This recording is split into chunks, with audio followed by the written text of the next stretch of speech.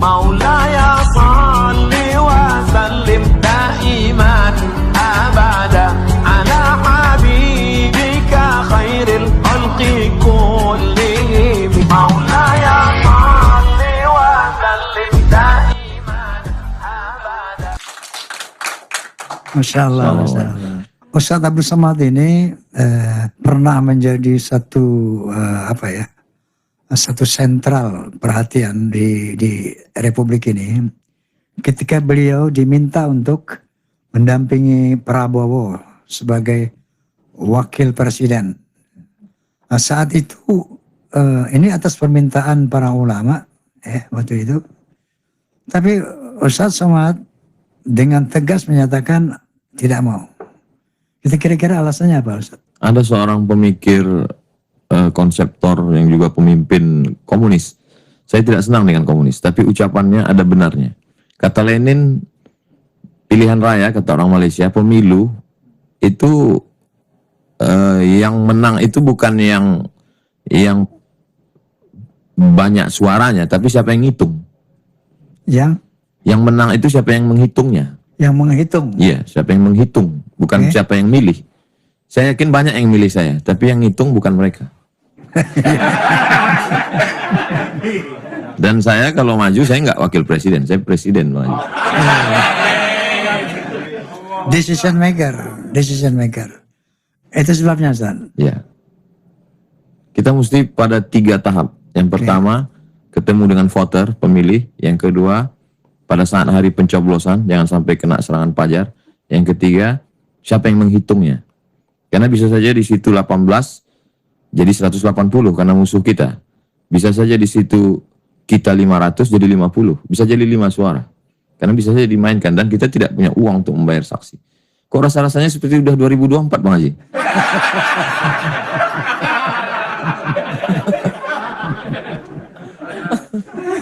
Masya Allah.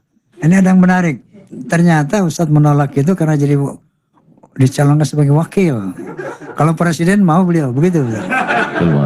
Nah, Masya Allah. Apalagi kalau hanya sekedar mengambil suara, lalu setelah duduk kita tidak ada punya kuasa apa-apa. Tidak ada peranan, betul. Itu sesuatu yang sangat terlalu, Bang Haji.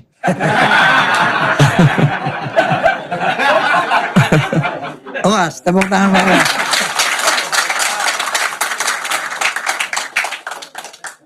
Masya Allah, Ustaz, barakallah. Sebetulnya kita dulu pernah ketemu saja. Iya, Pak Haji. Di rumah saya, Ustaz. Bang Ustadz Solmed. Di Ustaz Solmed, waktu itu beliau lagi ada acara apa gitu. Acara pengajian, cuman waktu itu kita nggak bisa ngobrol karena banyak sekali mak-mak garis keras.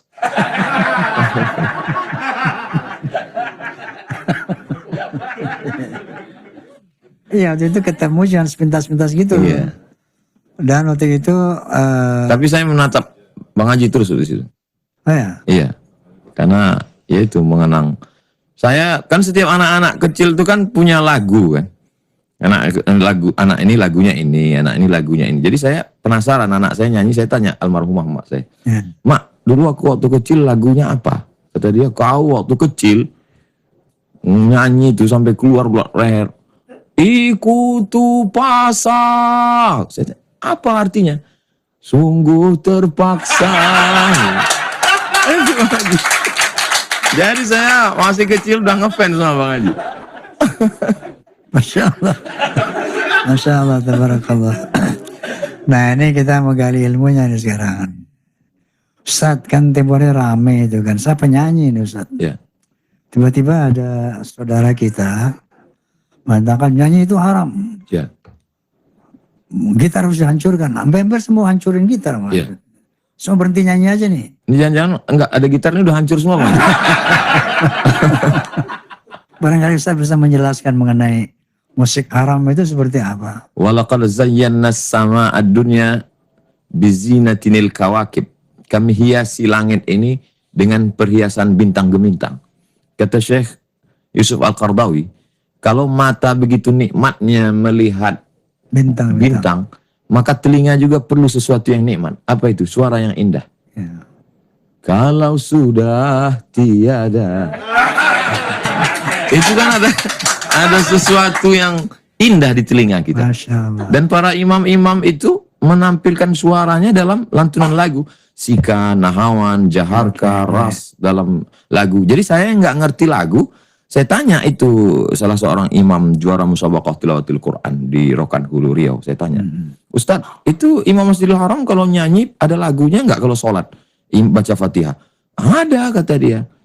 Alhamdulillahirabbil alamin, Ar-Rahmanir-Rahim.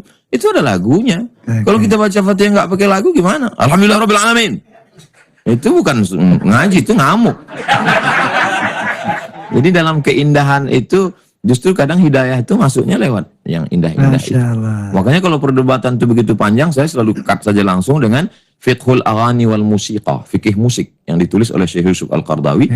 Kesimpulannya dia katakan al-ghina mislul kalam. Lagu itu sama seperti omongan.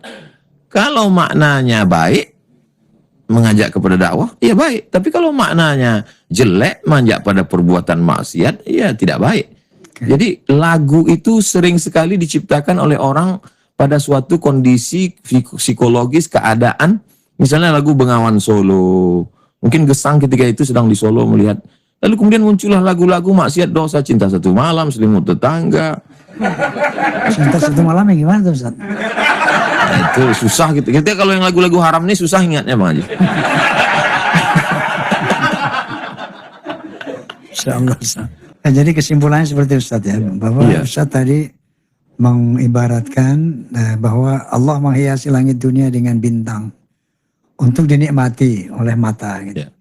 Ternyata telinga pun membutuhkan suatu keindahan. Jadi keindahan telinga ya musik itu sendiri, lagu itu. Tentunya lagu yang tidak merusak itu ya. Masya Allah Ustaz, antum ini sebagai profesor mengajar di mana, universitas mana? Dulu saya PNS lulus tahun 2000, pulang dari Maroko 2008, ikut tes CPNS 2008 akhir, lalu kemudian 2009 mulai mengajar di kelas internasional Fakultas Usuluddin Universitas Islam Negeri Sultan Syarif Kasim, menjadi PNS 11 tahun. Lalu pada tahun 2019 karena politik dan lain sebagainya saya mengundurkan diri. Dan sekarang tercatat sebagai visiting professor di University Islam Sultan Syarif Ali Brunei Darussalam. Jadi Anda visit-visit gitu ya? Ya. Tadi Ustadz begitu gamblang menceritakan bagaimana pemilu itu tergantung tukang hitung lah. Ya. Tidak dari voter ya. Ya. Kita astagfirullahaladzim, Ustadz ini sebagai seorang figur, seorang tokoh bangsa yang tentunya sangat dibutuhkan oleh Indonesia. Amin. Baik Ustadz, ini kan sebentar lagi tahun 2024. Ya, Pak. Ada satu sejarah kelam walau buat saya Ustadz ya. Pemilu 2019 kemarin, kelamnya semestinya begini. Terjadi begitu perpecahan yang luar biasa. Itu sampai saat ini. Nah, sementara kan yang namanya demokrasi, berbeda itu wajib. Harus berbeda. Kalau tidak namanya autokrasi kan. Nah, bagaimana Ustadz ketika berbeda itu kita nggak perlu bermusuhan gitu kan? Karena ada perintah Allah bahwa wa'tasimu bihablillahi jami'an wa la tafarraqu, bahwa bagaimana kita mendewasakan masyarakat, mengedukasi masyarakat agar kita bisa melaksanakan aturan permainan demokrasi ini, yaitu memilih pemimpin ya sesuai dengan kehendak kita dan sebagainya. Tapi di sisi lain jangan sampai pemilu itu justru sumber perpecahan. Oke lah kalau Ustadz tadi mengatakan perpecahan itu disebabkan karena adanya unsur-unsur berbagai macam ya katakanlah unfair play ya. Bagaimana supaya 2024 ini kita akan memasuki lagi suatu realitas kenyataan kehidupan berbangsa, bernegara. Nah, kita sebagai mayoritas umat Islam ini tentunya harus menjadi pionir sebagai pemersatu bangsa.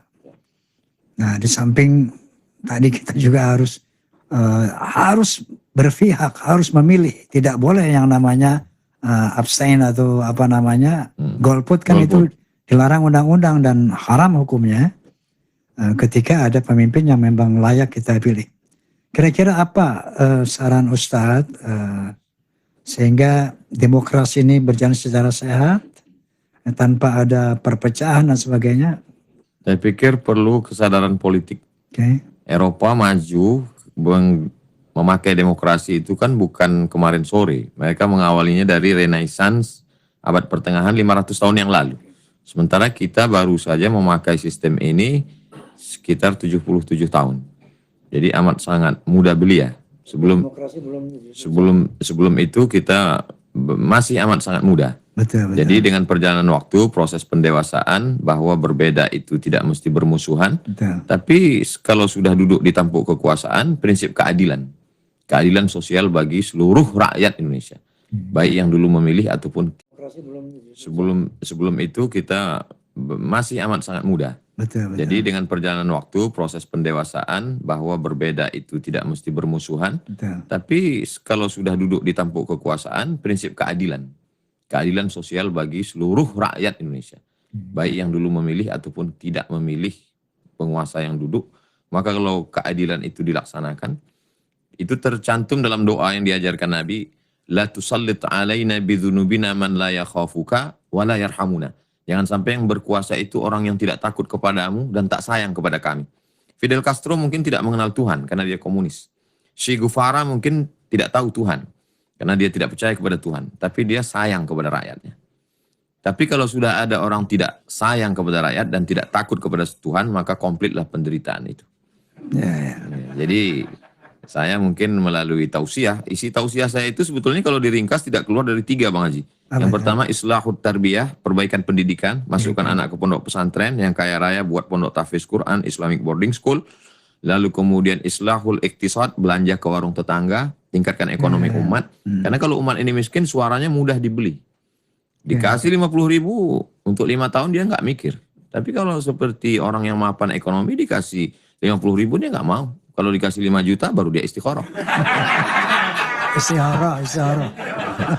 Lalu kemudian yang paling penting di antara semuanya adalah islahul siyasah, perbaikan politik. Maka selalu saya sampaikan, kita mesti cerdas, pilih orang sholat. Kalau kamu tidak memilih orang sholat, maka orang yang mabuk, orang minum khamar, orang berzina akan memilih satu selera dengan dia. Dan dia akan duduk di legislatif, kabupaten, kota, provinsi, DPD, DPR RI, mereka akan buat undang-undang. Kita tidak bisa berteriak di luar sistem. Mesti berada di dalam memperjuangkan itu. Itu saya sampaikan. Tapi lagi-lagi kan tausiah, ceramah itu berakhir dengan serangan fajar yang luar biasa. Nah, tapi saya yakin dan percaya Bang Haji tetap berkarya melalui musik. Insya Allah menjelang 2024 keluar lagu-lagu baru supaya jangan memilih orang penjahat, jangan ini insya Allah melalui musik saya kira. Gitu ya. Ya. Oke, jadi